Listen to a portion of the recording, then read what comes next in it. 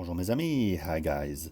Rob from Toronto in Canada asked me a very good question about the Grand Seiko, and I wanted to make a video because we haven't discussed it a lot, and I think it's one of the greatest releases they've done in the past couple of years.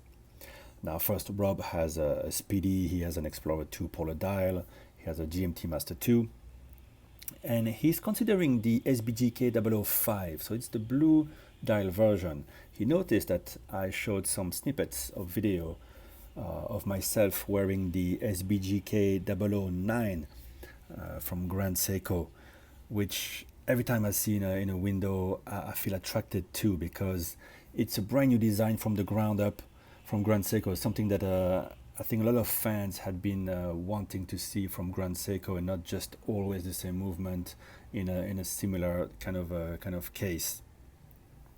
So what I love about it is that it's very flat. It's a manual wind, so there's a bit less space taken by a rotor.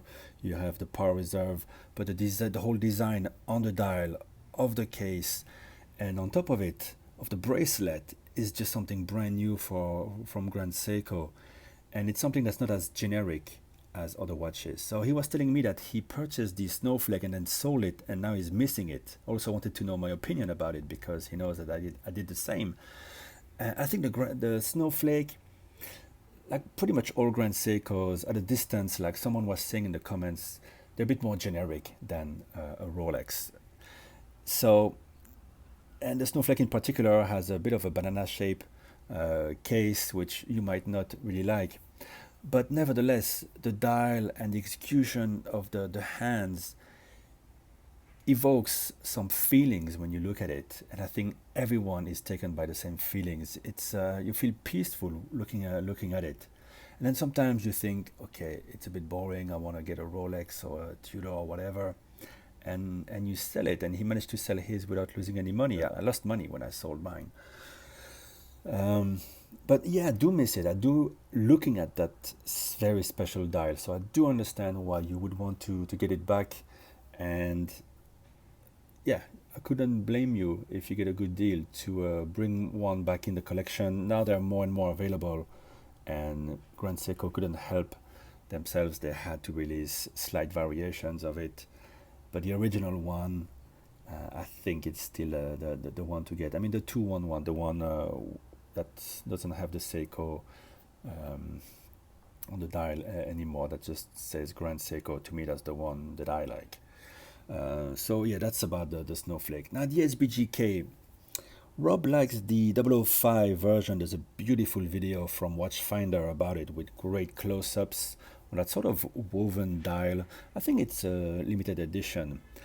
Now the problem with that one is that first it comes on a strap, and I think one of the reasons why I love the SBGK009, the black version, or dark gray, let's say, is that it comes on a very special, very smooth, silky smooth, sort of old-fashioned bracelet, which is something new again from Grand Seiko, which is known not to have the greatest bracelets.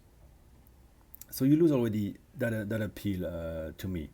Then there's the blue factor is a bit overplayed, and I'm a bit tired of it, to be honest. It's still an amazing watch, and if you really love it, I would say if you get a great deal, sure, buy it. But being on a strap means it's a lot less usable, and it places it in a different genre, and it's a more dressy piece.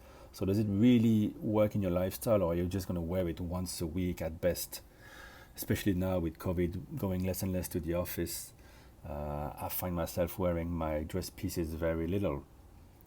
Although, I mean, I should be wearing my dress Calatravas at home as well, but I just keep them safe somewhere. I would prefer going for the SBGK009, I think black dial. I think there's a gray and a black dial. I'm not quite sure. I think the black dial was limited and the gray dial is not limited. It's annoying with Grand Seiko, but the design of that bracelet is so, it's so masculine. It's cool.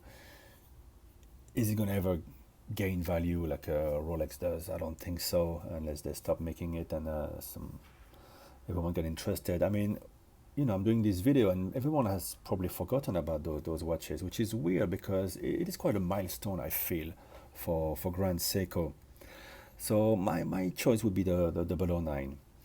And finally, Rob asked me suggestions about watch boxes and watch rolls. Honestly, I'm very low in that game. I think it's whatever you can find, but I would definitely go for quality and avoid the made in you know where type of stuff, because everything is going to fall apart pretty quickly. So you want something sturdy, and because you have luxury watches, you should buy something of luxury quality. All right, let me know in the comments what you guys think about those Grand Seiko watches. To me, if money was a plenty, if I didn't have other watches in my sight, I would definitely love to have the SBGK009. Bye bye, guys.